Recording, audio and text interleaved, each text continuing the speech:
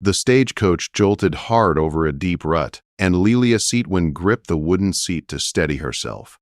Dust slipped through the canvas seams in fine waves, settling on her dark traveling dress until it looked like she had been dipped in prairie sand. She held a wrinkled letter in her hand, the ink smudged where she had traced the words again and again during the long journey west. That letter had promised her a new life, a ranch of her own, a husband who would welcome her.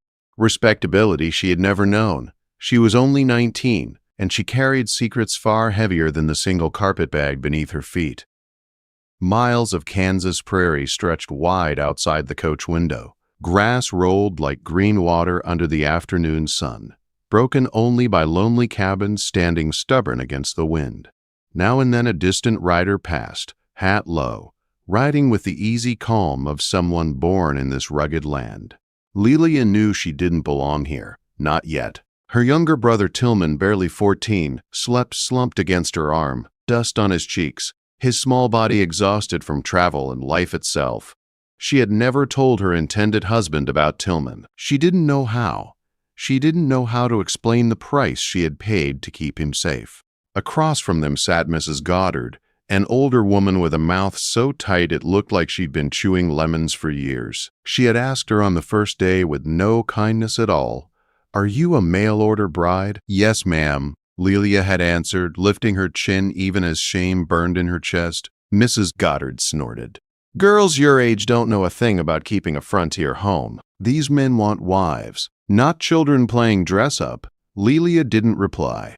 She only stared out at the prairie and prayed her future husband wouldn't turn her away the moment he saw how young she truly was.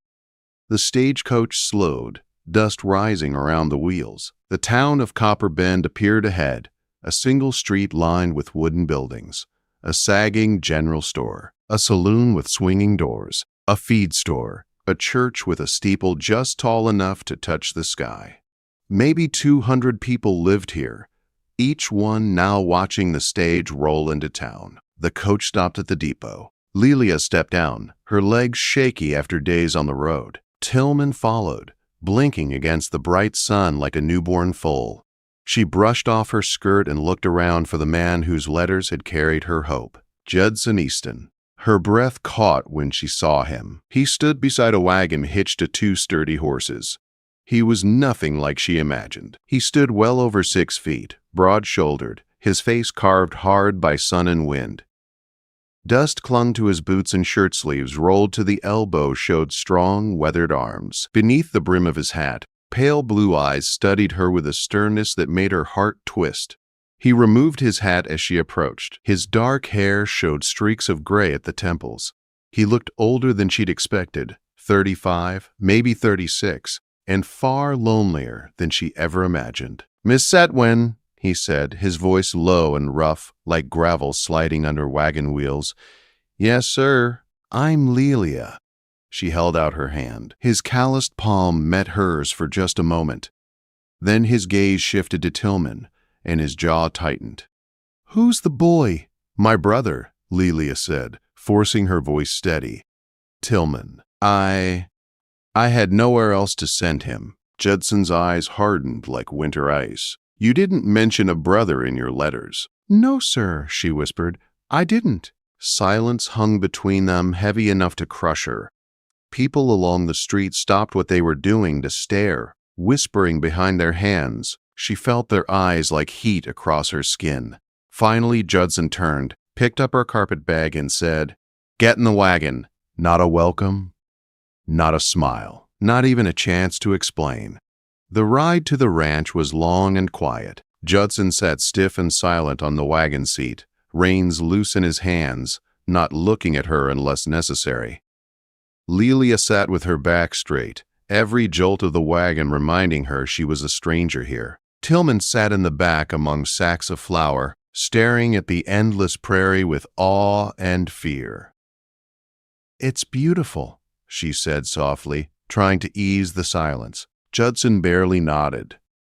"It's hard." A few minutes later, he added, "You're younger than I expected." "I'm 19, she said. "Of legal age to marry Mr. Eastston." He didn't answer. He didn't have to. His disappointment was clear. By the time they reached the ranch, a log cabin tucked in a quiet valley beside a creek, her nerves were stretched thin. The cabin was modest, the barn sturdy, the cottonwoods tall enough to touch the sky. It should have felt like a beginning. But Judson made it feel like a test. "You and the boy sleep upstairs," he said once inside the cabin. "I stay down here. We'll marry when I'm sure you can handle a household. Until then, you're on trial." Humiliation burned her cheeks. The first supper she prepared burned too. Beans scorched, cornbread dense and heavy. Judson tasted one bite, set down his spoon, and walked away. That night, lying awake in the loft, listening to the prairie wind rattle the shutters, Lelia wondered if she had made the worst mistake of her life. But Tillman was asleep beside her. He had nowhere else to go. So she whispered to herself in the dark, "I'll prove myself. I have to." The first week on the Easton ranch pushed Lelia to the edge of exhaustion. She woke before dawn, each morning, stumbling half asleep down the narrow loft stairs. She fed the chickens, but scattered the grain too wide and sent them flapping in noisy confusion. She tried to milk the cow, only to earn a sharp kick that left a purple bruise on her shin. Every task she touched seemed to go wrong. Bread burned, laundry turned gray, fences she helped mend came loose again the next day. Judson said little, but the silence stung worse than any shouted words. He moved around her like a man resigned to disappointment. A man who had decided she was not what he hoped for. Tillman tried to help, chopping wood and carrying water from the well, but he was small and not used to hard work. Sometimes Lelia caught Judson watching the boy with the same distant eyes he used for everything, measuring, weighing, deciding. She prayed he would find Tillman worthy. She prayed he would find her worthy. On Sunday morning, Lelia dressed carefully in her best gray wool dress, smoothing the collar and braiding her hair. She assumed she and Judson would attend church together, but when she stepped outside, he was already on the wagon seat, reins in hand. "Aren't we going?" she asked, confused. "I am. You stay and start Sunday dinner." Her heart dropped. "People will talk if I don't come." "They're already talking," he said, jaw tight. "Best give them less to say by proving you can manage a household." He drove away without looking back. The dust from the wagon wheels stung her eyes. While he was gone, she tried once more to cook something decent. She plucked a chicken, but burned one side while the other stayed pink. The potatoes boiled into mush. The gravy clumped into lumps she couldn't smooth out. When Judson came home from church and walked into the kitchen, he paused in the doorway and stared at the disaster laid out on the table. Lelia turned, cheeks hot from the stove and humiliation. "I know it's not perfect," she whispered, "but it's the best I could do." "It's inedible," he said flatly. "Then perhaps," she answered, voice shaking but defiant, "you should have married a cook instead of seeking a companion." Judson stepped into the room, his expression darkening. "Your letter said you were capable." "My letter said I was willing to learn," she said. "There's a difference. A difference I can't afford." He gestured at the ruined meal. "This is a ranch, Miss Setwin, not a place for lessons." Her chin trembled. "If you want me gone, Mr. Easton, say so. I'll pack our things and leave on the next stage." Judson stared at her, long enough for her heart to sink, long enough for her fingers to curl into fists. Then he said quietly, "No, you'll stay, but you'll learn fast, or this arrangement ends." He walked away, leaving her alone with her shame. That night she sat on the loft bed crying quietly while Tillman rubbed her arm. "Maybe we should go back east," he whispered. "There's nothing back east for us," she said, though her voice cracked. "I just need to get better." And the next morning she tried again. She woke even earlier, built the fire with care, mixed dough exactly how she remembered seeing it done. By the time Judson came in from the barn, the smell of warm bread filled the cabin. He stopped in the doorway, surprise flickering across his face. She sliced a piece for him, hands shaking. He ate it slowly. His expression softened, just a little. "Better," he said. Not praise, but not disappointment either. It gave her strength. The days that followed were full of effort. She asked questions. She watched him work. She studied the rhythm of ranch life. She burned less food. She learned to gauge the heat of the fire by holding her hand above the hearth. She helped mend fences and accepted blisters as proof she was improving. Still, Judson kept his distance. Every evening he retreated into his study, closing the door as if sealing away thoughts he didn't wish her to see. She wondered what letters he wrote. She wondered if he regretted choosing her. She wondered if he ever thought about the woman he had lost. One afternoon, driven more by longing than curiosity, she slipped into the study while he was out tending fence lines. The room smelled faintly of leather and ink. A ledger lay open on the desk, and beside it sat a neatly folded newspaper. She hadn't held a newspaper since leaving Philadelphia. Excited, she picked it up, then froze. The print swam before her eyes. She tried again, tracing the headline. The letters blurred. She turned the paper slightly, and suddenly she realized it had been upside down the whole time. Hot shame washed through her. She could barely read. Only simple words. Only with Tillman's help. The front door creaked. Boot steps crossed the porch. Judson. Panic shot through her. She tried to put the paper down, but before she could move, Judson stepped into the study. He stopped short. She stood stiff and terrified. The newspaper spread before her like a confession she hadn't meant to make. Judson's pale eyes softened, not with pity, but with something else, something she couldn't name. He crossed to her slowly and reached around her, his arm brushing her shoulder as he gently turned the newspaper right side up. "Now it reads better," he said, voice low, warm in a way she had never heard before. Her breath trembled. He stood so close she could feel the heat of him at her back. "I can't read well," she whispered. "I never learned proper." "I know," he murmured. "Why didn't you tell me?" "Because I was ashamed." His hands moved to either side of her on the desk, bracing her in place. "So you hid it," he said softly. "You struggled, but you kept trying." She nodded. "You're stronger than you think, Lelia." She turned slowly, his face inches from hers. His pale blue eyes searched hers like he was seeing her for the first time, not as a failed housekeeper, not as a burden, but as a woman trying with everything she had. The air thickened between them. Judson lifted a hand and touched her cheek, rough palm gentle against her skin. "You tremble every time I stand close to you," he said quietly.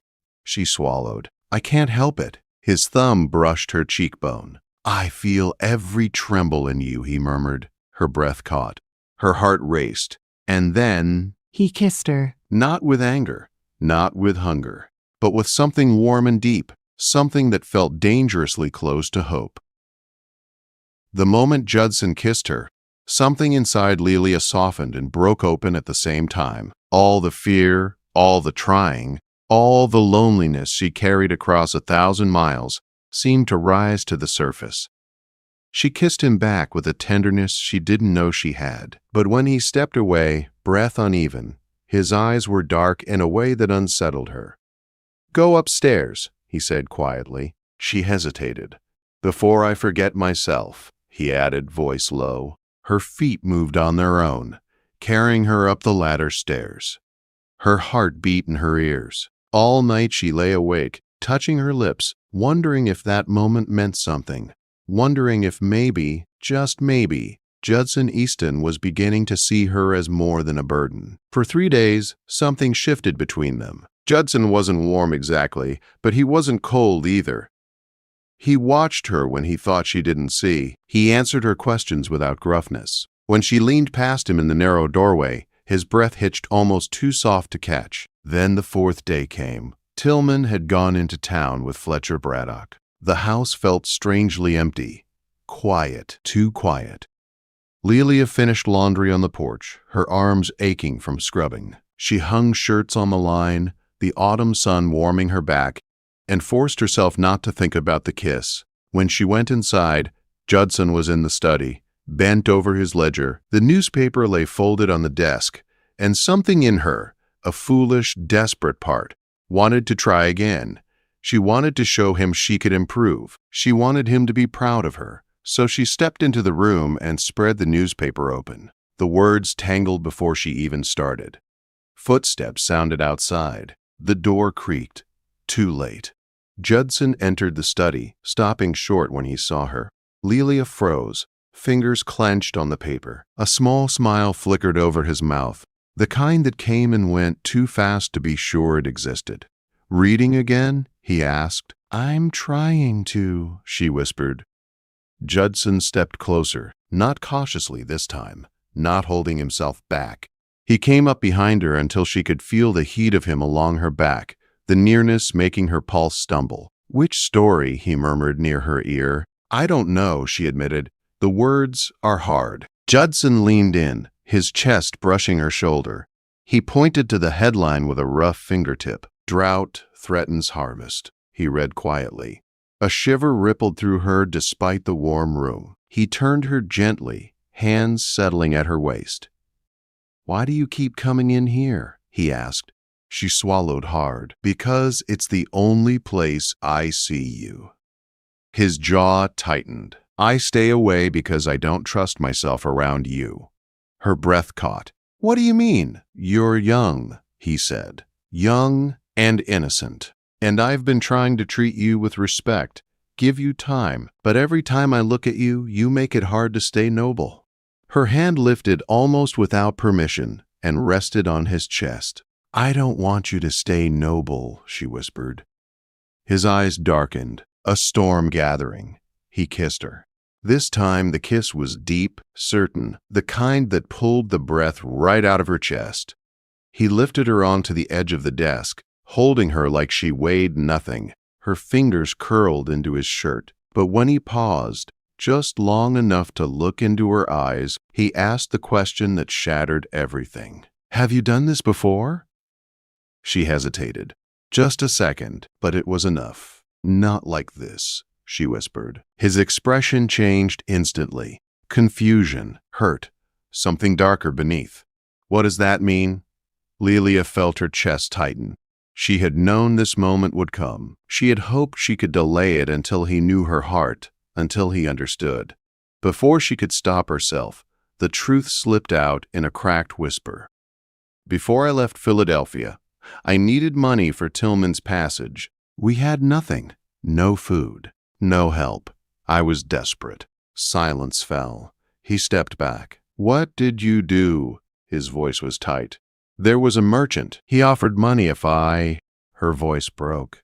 "Only once, Judson. Only to save my brother." His jaw locked. The air in the room changed. When he turned away from her, she understood. It didn't matter that she had been starving. It didn't matter that she had done it to save Tillman. He couldn't look at her the same. She buttoned her dress with shaking hands. "I'll pack in the morning," she whispered. "Tillman and I will leave." Judson didn't answer. She climbed the loft ladder with tears blurring her vision. She pulled her things from the trunk, hands trembling. Tillman sat beside her, frightened. "Are we leaving?" he asked softly. "I ruined everything," she whispered. Downstairs, Judson sat alone long after the lamp burned low, his thoughts heavy and tangled. He remembered Mary, his first wife, and the easy gentleness of that life. But Lelia had lived a life with sharper edges. She had fought for survival. She had protected her brother with everything she had, and he had judged her for it. By morning, the house was quiet. Gray dawn filtered through the windows. Lelia came down the stairs with her carpet bag. Tillman walked behind her. To her surprise, Judson wasn't in the barn. He wasn't avoiding her. He sat at the kitchen table, a steaming cup of coffee before him. "Sit down." She obeyed, hands shaking. "I thought all night about what you told me," Judson said. "About choices, about hunger, about doing what you had to do." She stared at the table. "You protected your brother," Judson said. "That takes courage." Tillman blinked in surprise. "She protected me, sir." "You both protected each other," Judson answered. "That's family." He turned to Lelia. His voice softened in a way she had never heard. "I've been angry for a long time. Angry at God. Angry at the world. Angry at myself. And I took it out on you." He took her hand. "If you're willing to stay, I'm willing to forgive the past." All of it. Her breath trembled. "You mean it?" I mean it. His hand tightened around hers. On Sunday, we'll go to town and get married proper. Let the whole town talk. You'll be my wife, and that's the end of it. A sob escaped her, a mixture of relief and disbelief. Why would you do that? She whispered. Because loneliness is a worse sin than anything you've done, he said softly. And because when you kissed me, I felt hope again. He stood, pulling her gently into his arms. Tillman wrapped his arms around them both, and for the first time since arriving, Lelia felt like she belonged somewhere.